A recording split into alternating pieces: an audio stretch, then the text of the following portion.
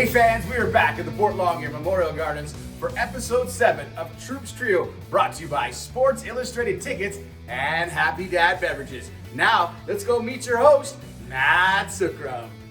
Thank you, AJ, and once again, welcome to Troops Trio, proudly sponsored by the City of North Bay, the Boat North Bay, the Clubhouse at Gateway Golf, the Fox and Fiddle, and the Moose Cookhouse. I'm joined, as always, by Bob Coles. Unfortunately, Ranjan Rupal could not be with us here today, but we'll do our best in his absence, Bob, as the Battalion doing their best in the absence of a couple of guys like Ryder Cali and Cam Warren, not in the lineup for the last couple of games, but the troops went 1-1 this past weekend against the Niagara Ice Dogs and the Sioux Greyhounds. We'll start right there, get right into it, Bob. Tough matchup on paper for for the North Bay Battalion, but I thought in the Sioux game, they were probably the better team for 55 minutes of that game, and then they really took it to the Central Division leading Niagara Ice Dogs on Sunday. Well, they did. That third period on Sunday was really the highlight of the week. They were down 2-1 in that game, and then they rallied to tie it, and then went 4 unanswered in the third period. And I thought they stayed out of the box in a very physical game. They were very disciplined. When they did get penalties, Niagara got penalties too, and I thought that was really important. As going back to Thursday, though, I think the Battalion, and I really credit the team for not losing focus going into Sunday because of the way the third period went down. They spent most of that period killing penalties, and a couple of them were, quote, I think, questionable calls, especially the third one, I thought.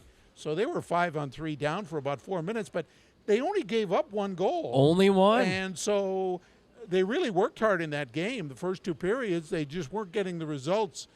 And then in the third period, I think the penalties really added up, and they fell. But they battled. They were I think there was 6 minutes left. They were only down 2-1 in that game, and they had their chances to pull even. But the Greyhounds, they're a high-flying team, and it's like John Dean, their head coach, told me of the game in our pregame interview last week on Troops Trio. We like the puck, and we don't want to give it up. And when they have the man advantage, I think they're going to have the puck a lot, and eventually it paid off for them. But give the Battalion credit. I like Coach Houlihan's comments after the game when he said, you know what, we'd like to have these. We need results, too, because the team is working hard, and they've got to hang with it. And they did hang with it, and it was a tough loss, but they came back to Sunday's game. They did hang with it, and it paid off. I thought it was as we're going to hear from Coach Houlihan later, I thought it was their best home game of the season. Yeah, absolutely. We got to see it right here live at Boart Longyear Memorial Gardens, where we are situated. It's a different venue for us tonight. We are inside the owner's box here at Boart Longyear Memorial Gardens. Okay, I got a question. Does the owner know this? I'm sure it got some clearance. We want to thank the City of North Bay, one of our sponsors, for allowing us in here tonight. So I'm sure we did get some clearance. And we want to thank you, as always, for joining us on the Battalion YouTube channel as well. We are now available for your listening pleasure on all the major podcasting apps, so you can find us on Spotify, Apple Podcasts, or wherever you get your favorite podcasts. We're going to be joined a little bit later in the show with North Bay Battalion goaltender Jack Lisson. It's going to be interesting to hear from him. He's got an interesting story and how he eventually got to North Bay, so looking forward for that one, so stay tuned for that. So, Bob, the Battalion are now 500, or I should say once again 500. Yeah, exactly. 8-8 after last weekend. I thought Ryan Houlihan's comments, I interviewed him for the Bay Today write-up after Thursday's game, and he just felt so disappointed for the players to not get a result in that Thursday game, and that goes to what you're saying about how they stuck with it. And that win against the Niagara Ice Dogs is one of those really big early season wins that you feel like, okay, you're only in November. How big is a win in November? But the fact it came against a team like the Ice Dogs, who are leading the Central Division, and you're going to see a handful more times this season, that is a big win. Yeah, and I thought it was a big win because Kevin He, Ryan Robrick, they're their two big offensive guns. They were basically kept off the score sheet. We've seen games where they can just put the puck in the net and just dominate a game, and they were very quiet. And I thought that was through just they didn't have a lot of room to do things, to create magic for their team. And give the Battalion credit, they really checked hard and they didn't get into their. I think we've seen it sometimes this year. They do get into trouble with their sticks, and there was none of that on Sunday. And I thought that was a key to the game. They stayed very disciplined, as we said earlier. And one of the coaches I've interviewed this year, that's what he told me. He said the Battalion are a very hard-working team. They're one of the hardest working teams we play, and they're tough to beat. We saw that in the Sioux game the early game where they fell behind and they made a game of it and almost tied it late in the third period. I think they were down 3 goals in that game. So, they worked really hard and they stayed out of the box. Let's talk about Parker Vaughan a little bit. We had him on the Troops Trio podcast last week. You could go back in the archive and check that one out. And he was coming off a 2-goal performance against the Peterborough Petes, including the overtime game-winning goal against the Petes. And then he scores 2 goals against the Niagara Ice Dogs on Sunday. He was a guy we talked to him about this, and being a young guy in his first year, getting traded to the Battalion and trying to kind of cement himself in this team, and how tough it is to be a first-round draft pick and then get traded later on that season. And I think it has taken some time for him to get used to, and I think now we really are seeing the evolution of why he was a first-round draft pick, why he was so highly touted. He got to play for Team Canada at the U17 World Hockey Challenge. This is a guy that the Battalion are really hoping can be a guy on this team going forward. Well, not only that, we joked with him the show that last week and said, well, you don't have any line mates now. That's right. He was playing with Cam Warren and Ryder Cali. And Ryder Cali, unfortunately, suffered a shoulder injury against Brampton, and Cam Warren, Cam Warren rather, he's off at the U17. Got a point in his first game. They're playing tonight again as we broadcast this Tuesday night. So he's gaining valuable experience, and it was interesting. They went with 11 forwards on Sunday, and Parker played with a couple of guys you wouldn't expect him to play. Because there would be extra shifts. He was getting those extra shifts, and on one play he scored 2 goals in the game.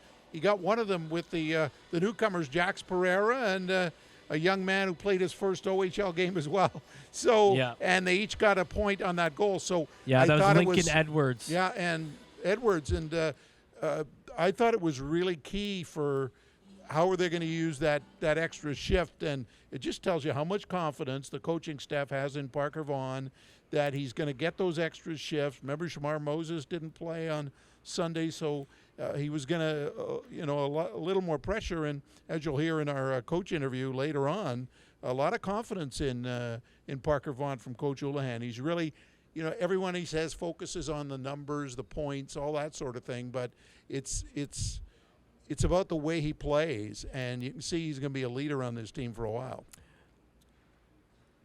Iggy Pazzi scoring a goal as well. Arsene Pronin scoring a goal. These are some of the other key guys on this team that I know the Battalion coaching staff really want to see start taking a step forward, start taking control of the game, and good to see them getting on the score sheet in this one. Well, I think that's what the Battalion want to be. They want to be that 4-line team, and you can get production from anybody. You can't really key on one guy, and started to see that on Sunday. Hopefully it continues throughout the season, especially on this big road trip coming up. Absolutely. We want to thank Sports Illustrated Tickets and Happy Dad Beverages for bringing you this show, as well as our community sponsors, the City of North Bay, the Boat North Bay, the Moose Cookhouse, the Clubhouse at Gateway Golf, and the Fox and Fiddle. Make sure you check out the Battalion social media channels to find out all the latest about the Troops Trio. And don't forget, you can send your comments and questions to troopstrio@battalionhockey.com. And remember, we are on YouTube as well as all the major streaming platforms for audio podcasts, including Spotify and Apple Podcasts. We're going to take a quick break. When we come back, we'll be joined by Jack Lisson. And then later in the show, we'll also hear from Ryan Olan. And we have a fan question as well. So stay tuned. More on the way on Troops Trio.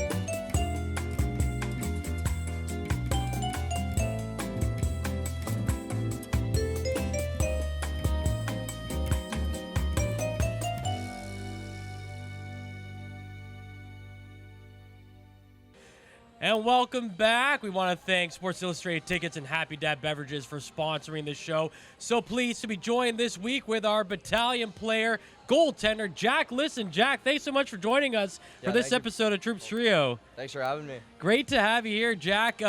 Quite the junior hockey career so far for yourself. Let's take it back to a couple of years ago, being drafted by the North Bay Battalion in the 15th round, getting a phone call from Adam Dennis. What do you remember about that time and that experience?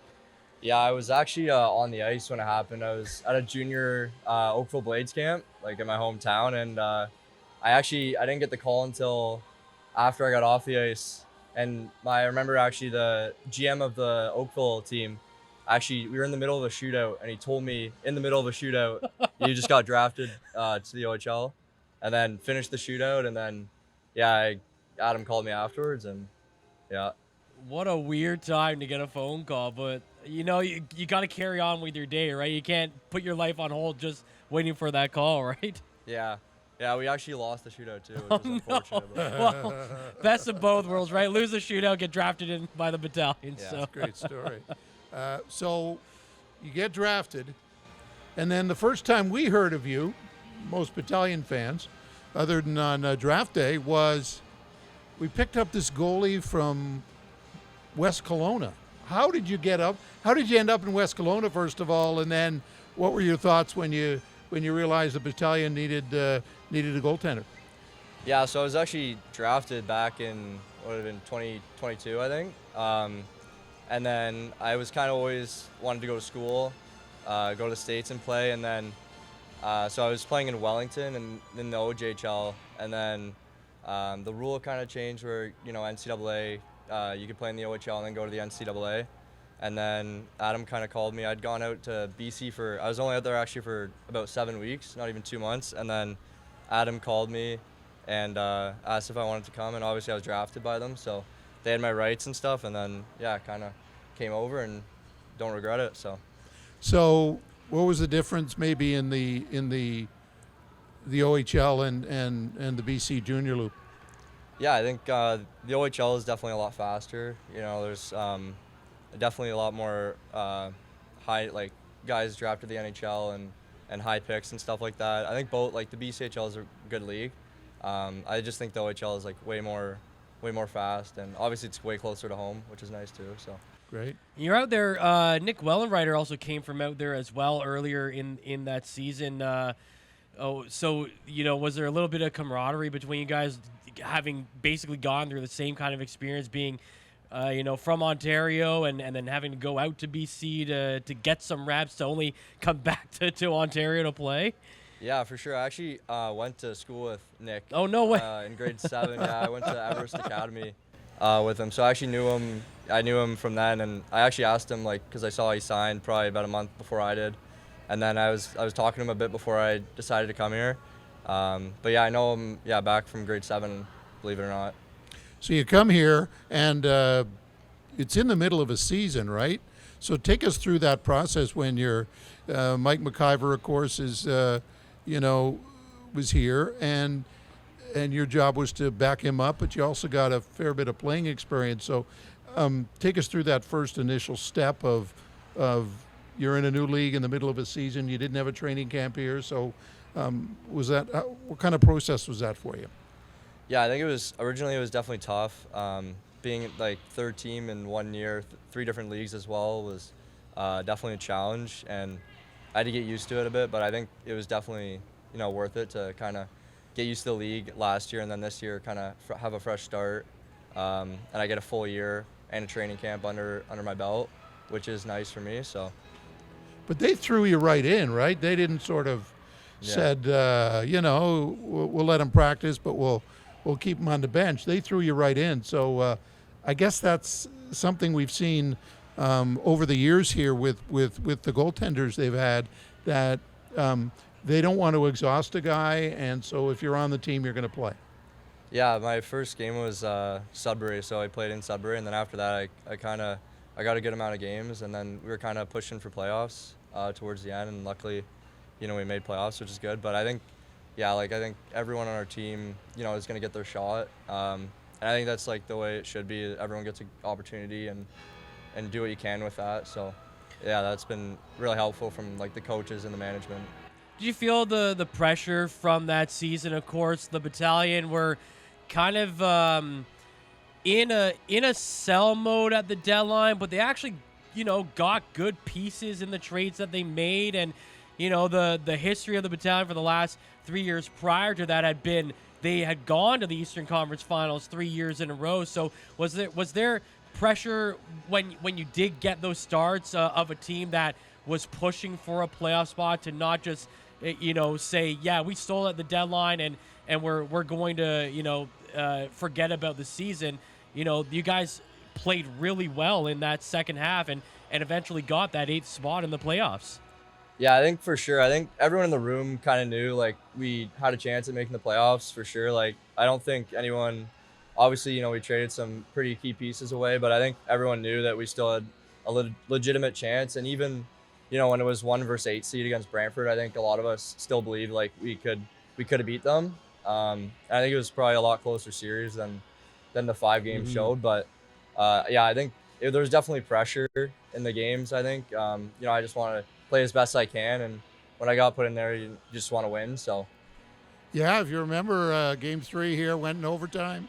You won game 4, which I thought was important. Win your last home game of the year, and they wrapped it up in 5. But I think the team showed a lot of guts. I think down the stretch, right? These were because for a team like Brantford, maybe they're thinking about home ice advantage, playoff seeding, all that stuff. And you guys are in your last 15 games or so. They were like playoff games, weren't they? Yeah, it was pretty crazy actually. I remember we played Ottawa a couple times, and we were kind of 1 and 2 with them if we make who makes playoffs and who doesn't. And each of them was a must-win kind of game. And then even down to the last game, we had to win, Ottawa had to lose. And I think that was super fun to be a part of that, because it was such intense hockey, and we were almost playing 15 playoff games before we actually got into playoffs, which was pretty cool. So, and then doing a lot of scoreboard watching too to see how the other team is doing as well. Jack, so you come into this season, you come into training camp, and there really was a battle for the goaltending position. Mike McIver has the inside track, being the kind of incumbent guy, but both you and Charlie Larocque were guys that got some playing time at the OHL level last year. You also have Cole Vrugdenhill, who was drafted just this past year, comes in with a pretty high pedigree, and he's playing just down the road in Powassan. What was it like to go through training camp? Obviously you want to get along with all these guys, but there is that internal competition for roster spots. Yeah, I think for sure, like you said, it's a friendly competition. Like off the ice, you guys are friends, and on the ice, you're friends too. But you're pushing each other to just to be like the best version of themselves. I think for me, it was just like go out and play, have fun with it.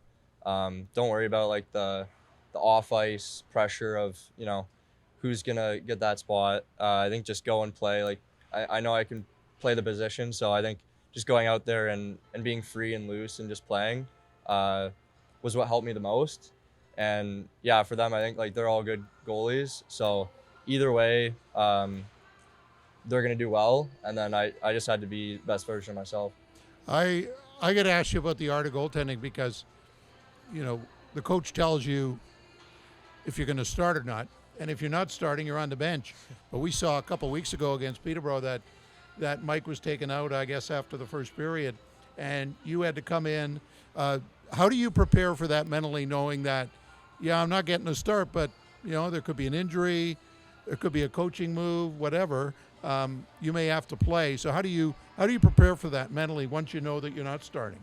Yeah, I think just each game you got to prepare the same, no matter if you're playing or not. I think the one game that you take off and you're like, I'm not playing, I'm just gonna sit on the bench. Like that's the game that you're gonna end up going in, right? Yeah. And there will be 60 shots. Exactly. So yeah, I've learned like you just gotta anything can happen, and you just gotta go in each game preparing like you're gonna play, and then whatever happens. But if you just gotta be ready for it, because if you go in, then you gotta perform. So. Have you always wanted to be a goalie? Is that the position you first picked up? Did you adapt to it? And who was your maybe goalie role model growing up? Yeah, I always wanted to be a goalie. I think like even when in house league I was playing player, I always wanted to be on the ice. I think that was like the main reason I wanted to be a goalie, is I'd always like be telling my coach like put me on the ice, even in house league, and then he was like, you should try goalie because they're always on the ice. So then I became a goalie. I think the gear part of it's also, that doesn't hurt, right? Designing your own pads and helmet. Right. But yeah, sorry, what was the second part there? Just growing up, was there a goalie, whether it was someone local or an NHL guy that you sort of really got you into it that way? Yeah, I think the two would be Fleury and Holtby. I think Holtby, I just like watched him play. He was like, I just found him really fun to watch. And then Fleury, I think like, how can you not like him? He's just such a energetic, and he's got a good like personality off the ice. I think people just love like his character. Not even like when it comes to hockey, but just off the ice too. So yeah, I just love like listening to him and watching him too. What's really interesting is a lot of guys your age coming up have been like, grown up through the Crosby years and so following the Penguins. And it's interesting that you are picking a goalie that also had some of his best years with the Penguins. I'm sure it doesn't tick off a Flyers fan here at all. I didn't know to hear that. No, it's all good. It's all good. No, it is just interesting that like it almost is sort of like a Crosby effect, is where he's the best player in the world, so everyone's watching him, but then the other guys on the ice are getting recognition for what they're doing as well. What is it about Fleury that like when you're watching his game that you really wanted to emulate? Yeah, I think like just how loose he is, and he's always having fun. Like I think sometimes, especially me, like you forget why you're playing hockey. Like it's because you love it and you're having like you want to have fun. So I think just like how loose he is with his teammates, and even like in games, like he's loose, he's having fun. Like obviously, there's the like business side of it, but I think just like always, being loose. And having fun while you play is important, because I think once you stop having fun, then there's no point to playing, right? Yeah, no doubt. Just before we let you go, you're having a very good season, and Battalion are coming off a really big win over the Niagara Ice Dogs. What do you think has been working for you so far in the games that you have started? You've gone up against some pretty stiff competition. You played Guelph earlier this year. You had the Kingston game earlier in the season as well. What's been working for you, do you think? Yeah, I think just I think we've been playing pretty good defense. We've been scoring, and I think obviously my teammates have helped out a lot. I think I'm just enjoy, like I said before, just having fun, enjoying it, playing loose, and yeah, just not worrying about the outcome and just having fun with it. Busy road trip coming up this weekend. You got 3-3. I'm sure we'll see both of you when we watch the games. What do you guys hang out a lot together on the road, or is there another teammate you cohabitate with? How does that work out for you? Yeah, I think all the guys hang out. We're a pretty close group. I think we're all hanging out most nights. So yeah, I couldn't really pick one person. I'd say everyone kind of hangs out together. Yeah. Okay, great. Nice Awesome. to meet you. All right, Jack, thank you so much for joining us on this episode of Troops Trio. We're going to take a break, and when we come back, more of a preview of what's to come this weekend for the North Bay Battalion. This is the Sports Illustrated Tickets Battalion defining moment of the week. From big plays on the ice to the fans in the stands who make every game special, Sports Illustrated Tickets gets you closer to the moments that matter with seats to sports, concerts, and theater events around the globe. Visit sitickets.com or download the app today.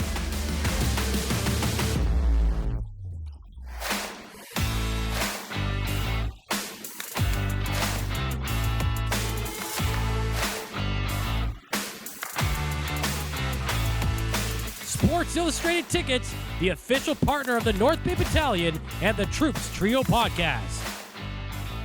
Well, we want to thank Jack Lisson for joining us on today's show. Always awesome to hear from the North Bay Battalion players. We want to thank Sports Illustrated Tickets and Happy Dad Beverages for bringing you this show, as well as our community sponsors, the City of North Bay, the Boat North Bay, the Moose Cookhouse, the Clubhouse at Gateway Golf, and the Fox and Fiddle. And make sure you check out the Battalion's social media channels to find out the latest with Troops Trio. And you can send your comments and questions to Troops Trio at troopstrio@battalionhockey.com. And that is exactly what listener and viewer Jason from Timmins did.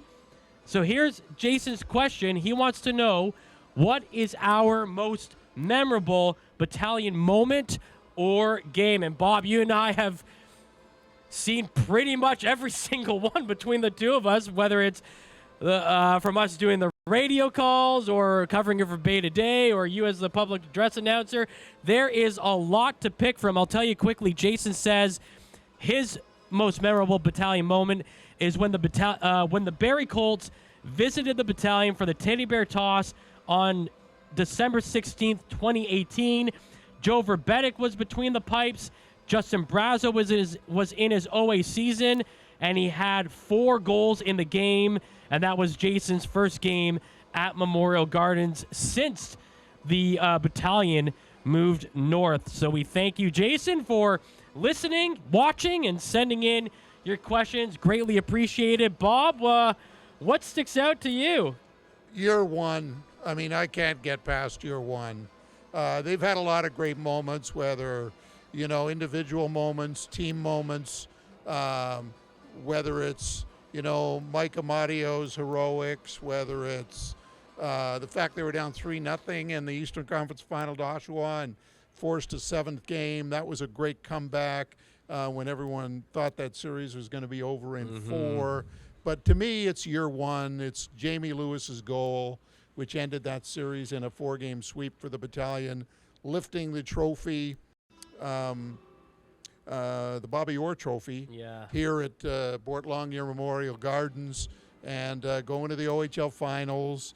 And there was so much excitement that night, and I can't get past the Jamie Lewis goal. That was just pure, And then of course they celebrated in the team pictures and skating the trophy around the building. It was a wonderful night. Yeah, what I remember is I got to be down there on the ice, doing some on-ice interviews with the guys after, and I remember you telling me, Matt, enjoy this because this does not happen every year, right? And it was crazy that they were able to do that in that first year. And you and I also did the very last game in Brampton. So to go from that somber, it was weird for us, right? Because we were the ones getting the team, right? But we were in Brampton, who was losing their team. And to go from that somber note to basically a calendar year later to them lifting the Bobby Orr was an incredible turnaround. It was, and there were, like I say, great individual moments. Ryan Kuzhawinski's the double overtime goal winner here. Those first couple of years, really, yeah. And then Mike Amadio's heroics, the 50-goal season. 50 goals. He set the franchise record, I think, for most goals in a season, or I'm not sure about that. It could have been Justin Brazeau. He set it, and then Brazeau broke it a few years later. Right. Yeah. And of course they with his won 61. That. Yeah, and you had the Mike Amadio game where he basically got to 50 goals, and that night, I think it was in Kingston. It was in Kingston, and he ended up scoring no one was expecting it. 5 goals that night. Yeah, that was an amazing night for Mike Amadio and the Battalion. So, for a team that's been 11 years, and we shouldn't shrift the Ty Nelson, Dom DiVincentis years either. They, getting to the conference final on multiple occasions. What I think made it so fun about those runs is I feel like how almost unexpected it was, because we were coming out of the COVID year, so you didn't know what you were getting out of a team that had a double cohort of draft picks, and a team that hadn't been together in a year. How were they going to gel? And man, those were some really fun runs. Yeah, 3 straight years, yeah. And first year was really unexpected. That was the Brantford year. They went to the Memorial Cup that year, and then the next year was, I think if you did truth serum on people here, that was the year that fans were probably most disappointed. They felt that was the year they were really gonna maybe win the OHL title, and year 3 was a great finish games too, as well, against Oshawa. So.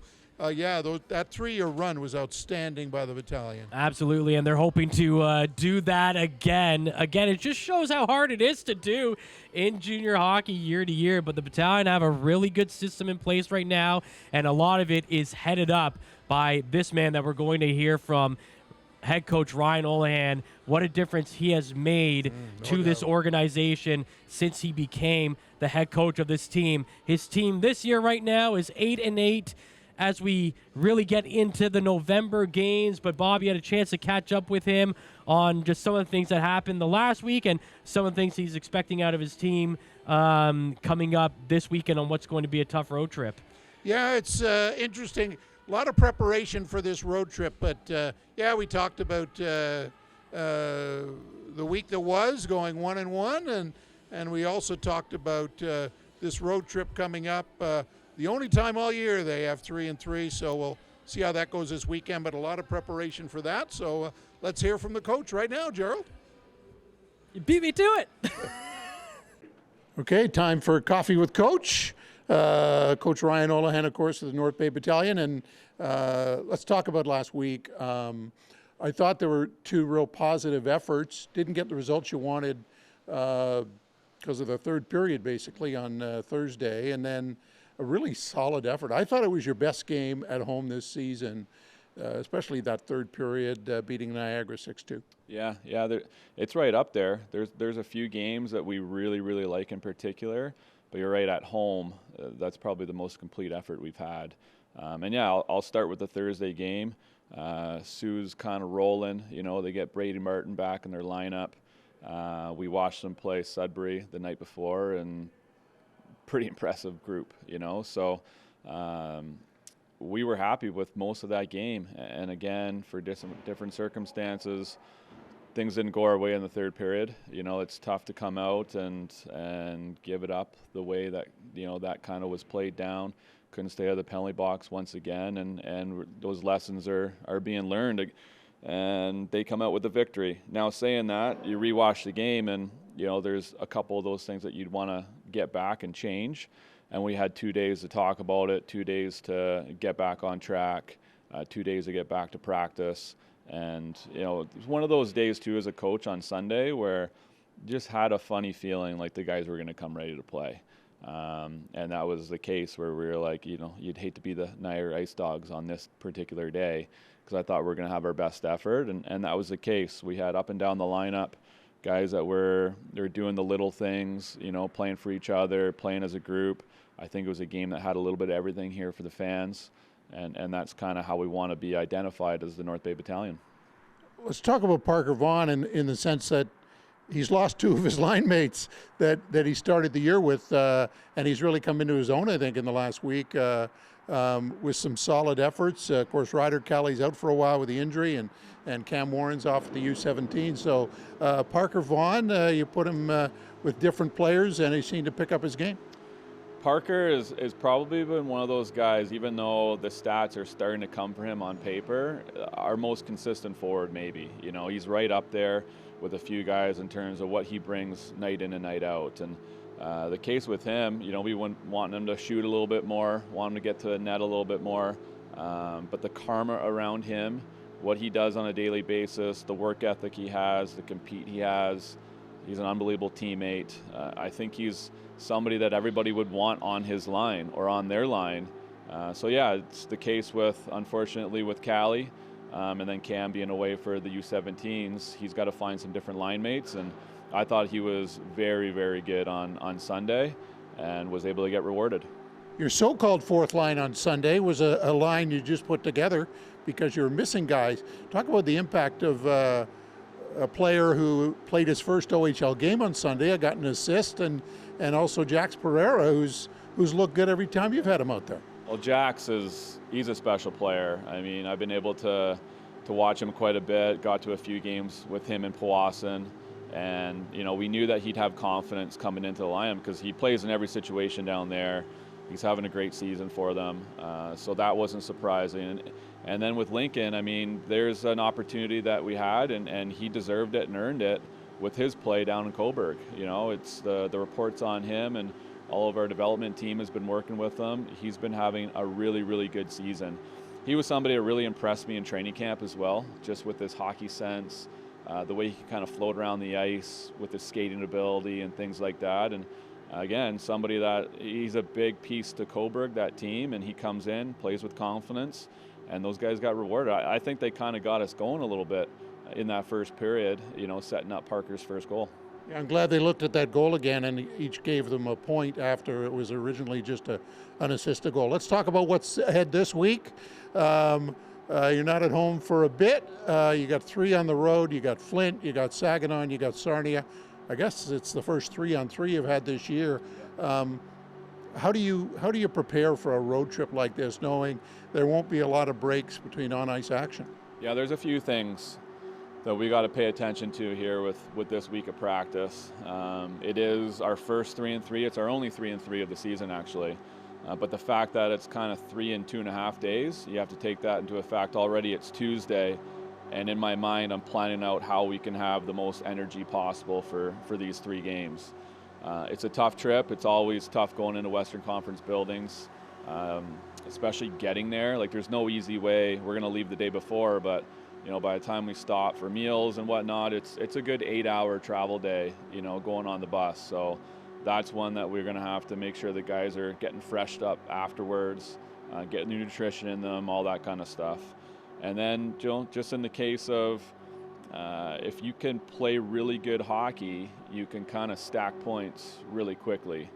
And if you don't play good hockey, it can go against you real quickly. So I think that's kind of the message that we're going to have with our group. Like, let's get off to a really good start as fast as we can, and then that momentum can really carry over into that weekend because you're playing back to back to back, and that can really help you sometimes.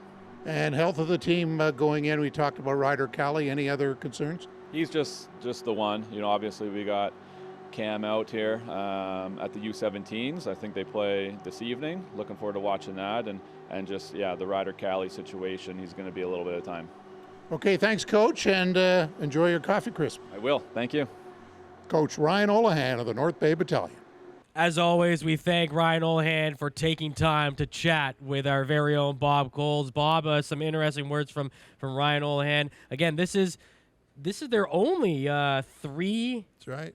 Yeah. game Amazing, road right? trip this year. I was telling Jack Lisson after the interview, I said, you know, year 1, we just talked about year 1 on the show.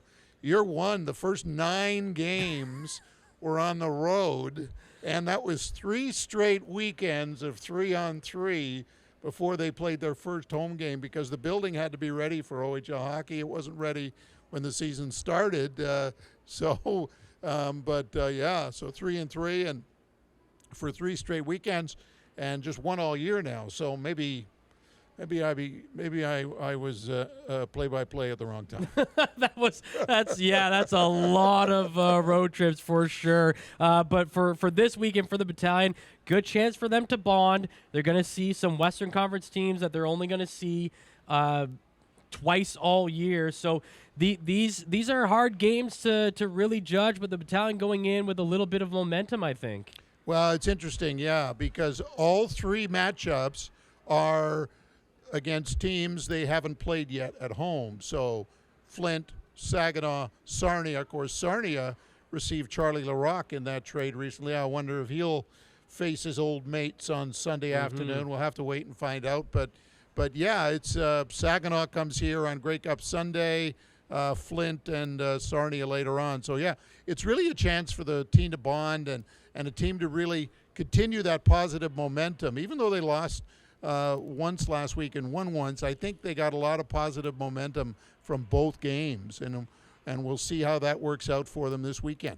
Absolutely. All right, that's going to close things off for us here on Troops Trio. We want to thank Sports Illustrated Tickets and Happy Dad Beverages for bringing you this show, as well as our community sponsors, the City of North Bay, the Boat North Bay, the Moose Cookhouse, the Clubhouse at Gateway Golf, and the Fox and Fiddle.